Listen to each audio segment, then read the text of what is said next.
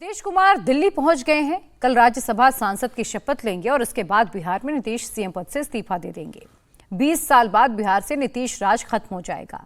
बिहार में ताजपोशी किसकी होगी, इसके लिए एनडीए की मीटिंग हो रही है। लेकिन पटना में नीतीश के करीबी बाहुबली विधायक अनंत सिंह अपने बेटे को घुड़सवारी की मास्टर क्लास दे रहे हैं। यह स्पेशल रिपोर्ट देखिए।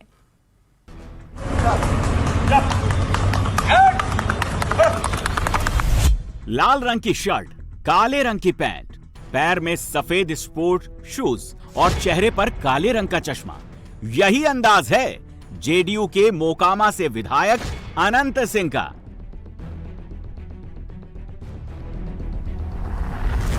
विधायक निवास में अनंत सिंह अपने छोटे बेटे को घुड़सवारी के गुर सिखा रहे हैं।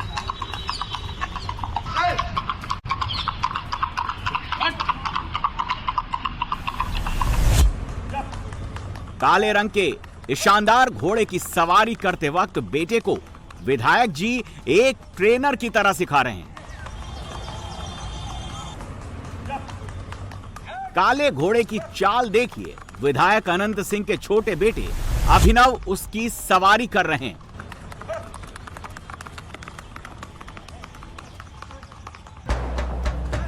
अनंत सिंह की नजर अभिनव और काले घोड़े दोनों के एक एक मूव पर है।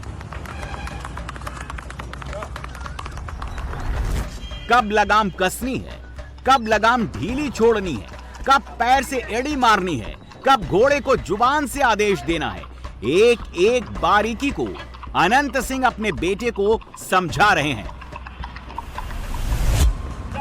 पापा की बात गौर से सुनते हुए अभिनव घोड़े को गेट तक लेकर जाते हैं, फिर गेट से अंदर की तरफ लाते हैं।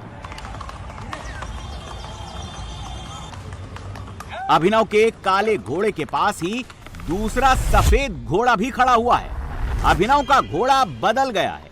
अभिनव अब सफेद घोड़े की सवारी कर रहे हैं, लेकिन एक ट्रेनर के तौर पर अनंत सिंह का न कौशन बदल रहा है, ना ही उनकी ट्रेनिंग स्केल। सफेद घोड़े को लेकर अभिनव सिंह नए रास्ते पर निकल गए। अनंत सिंह जेडीयू के बाहुबली विधायक माने जाते हैं, नीतीश कुमार के काफी करीबी माने जाते हैं। घोड़ों को लेकर बाहुबली विधायक अनंत सिंह का जुनून बिहार के साथ साथ पूरे देश में मशहूर है। अनंत सिंह के पास दो घोड़े हैं। काले रंग वाले घोड़े का नाम करण है, सफेद रंग के घोड़े का नाम बादल है। करण को अनंत सिंह प्यार से लाडला कहते हैं। अनंत सिंह के घोड़े अपनी रफ्तार के लिए काफी मशहूर हैं। अनंत सिंह जब अपने घोड़े पर सवार होते हैं तो घोड़े हवा से बातें करते हैं। अनंत सिंह का लाडला करण उनकी एक एक बात मानता है। आगे जाने कहने पर आगे जाता है, रुकने कहने पर रुकता है, पीछे कहने पर पीछे जाता है। अनंत सिंह के एक एक घोड़े के लिए लोग करोड़ों की बोली लगाते हैं। अनंत सिंह के घोड़े लाडले के लिए मुंबई की एक कंपनी ने 1 करोड़ की बोली लगाई थी, लेकिन अनंत सिंह ने इसे बेचने से साफ इनकार कर दिया था। मीडिया रिपोर्ट्स के अनुसार उनके पास 2 करोड़ रुपए तक की कीमत वाले घोड़े मौजूद हैं। अनंत सिंह अपने घोड़ों पर जान छिड़कते हैं, उनको बेटों की तरह प्यार करते हैं, उनका उसी तरह ख्याल रखते हैं। इनका घोड़ा लाडला कई बड़ी घुड़दौड़ प्रतियोगिताओं का विजेता रहा है। अनंत सिंह का काला घोड़ा लाडला सिंधी नस्ल का घोड़ा है।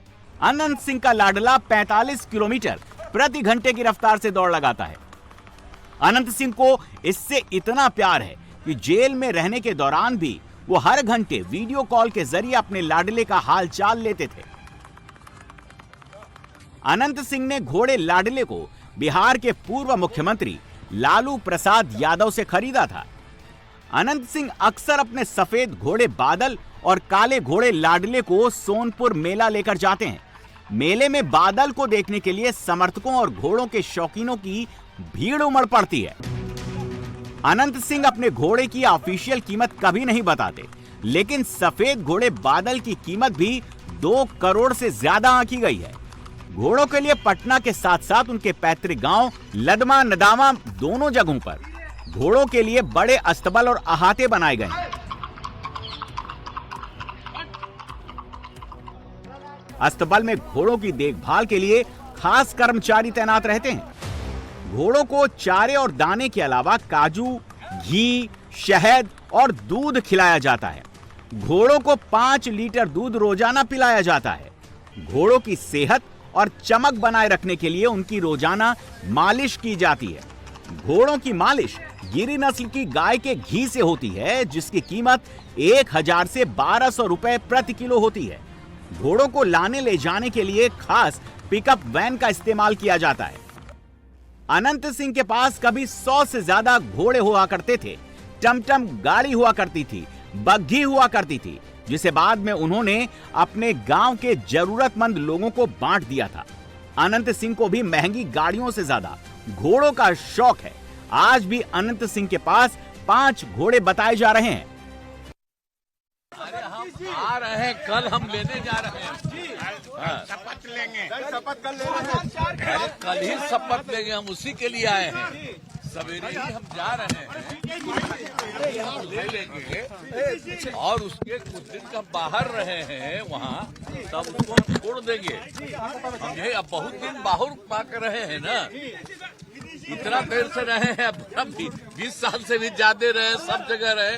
अब यहीं पर एक बार हम रहेंगे और कोई बात नहीं, चलिए ना।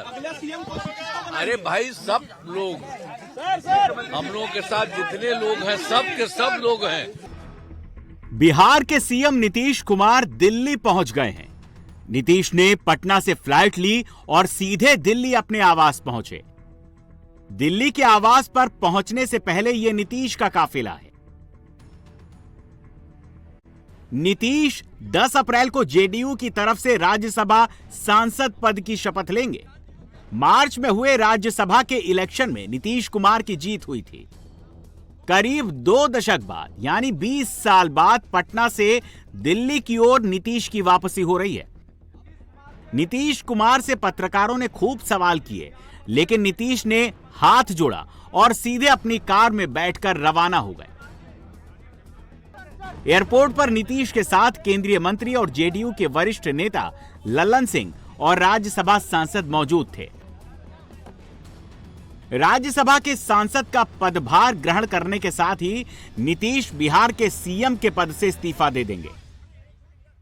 अभी तो मुख्यमंत्री जी के कल शपथ लेने की संभावना है और कल वो शपथ लेके फिर वापस जब पटना आएंगे तब वो सरकार का इस्तीफा देंगे गवर्नर साहब को, जैसी उम्मीद है।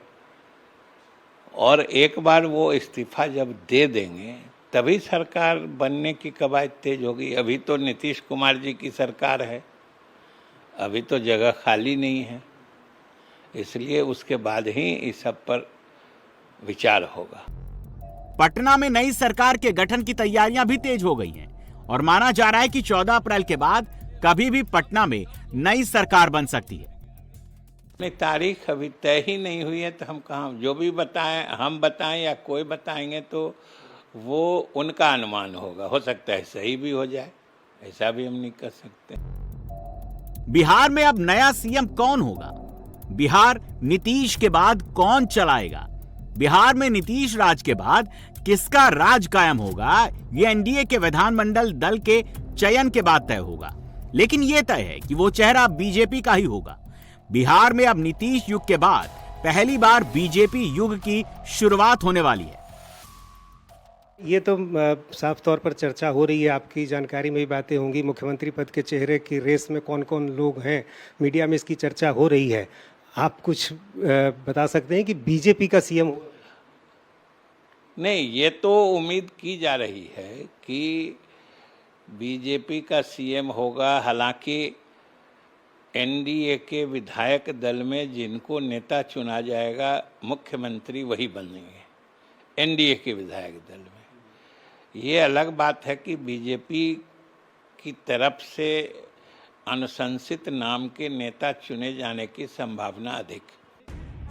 सूत्रों की जानकारी यही है कि 15 अप्रैल को पटना में खरमास खत्म होते ही नए सीएम शपथ ग्रहण कर लेंगे। नीतीश कुमार की शाम में प्रधानमंत्री मोदी और गृहमंत्री अमित शाह के साथ बीजेपी के शीर्ष नेताओं से मुलाकात हो सकती है। इस संभावित बैठक को बेहद अहम माना जा रहा है, क्योंकि इसमें बिहार में नई सरकार के गठन को लेकर अंतिम रणनीति तय हो सकती है। मुख्यमंत्री पद के संभावित चेहरे, डिप्टी सीएम पद का बंटवारा और गठबंधन के भीतर सत्ता संतुलन जैसे मुद्दों पर चर्चा होने की संभावना है। नीतीश के पटना छोड़ते ही बिहार में बीजेपी दफ्तर में सम्राट चौधरी के समर्थन में पोस्टर लगने शुरू हो गए, लेकिन केवल घंटे भर में ही उन पोस्टरों को हटा दिया गया। इस हरकत को बीजेपी ने विरोधियों की साजिश बताया है। नीतीश के पटना से दिल्ली डिपोर्ट होते ही विपक्ष नीतीश पर हमलावर हो गया है।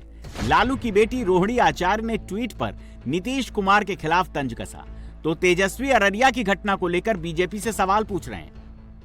5 साल में एक बार सरकार बनता था, अब तो दिने दिन सरकार कब बदलती है नहीं बदलती है, यही सिस्टम में लगा हुआ। किसान परेशान, ओला गिरा उससे परेशान, कुछ मदद नहीं की गई। अस्पताल वही चौपट, शिक्षा वही चौपट, और सरकार के लोग बालू और दारू में मदहोश हो रखे हैं। 10 अप्रैल को अब नीतीश सांसदी की शपथ लेंगे, तो 5 दिन बाद पटना में नए सीएम का शपथ ग्रहण होगा।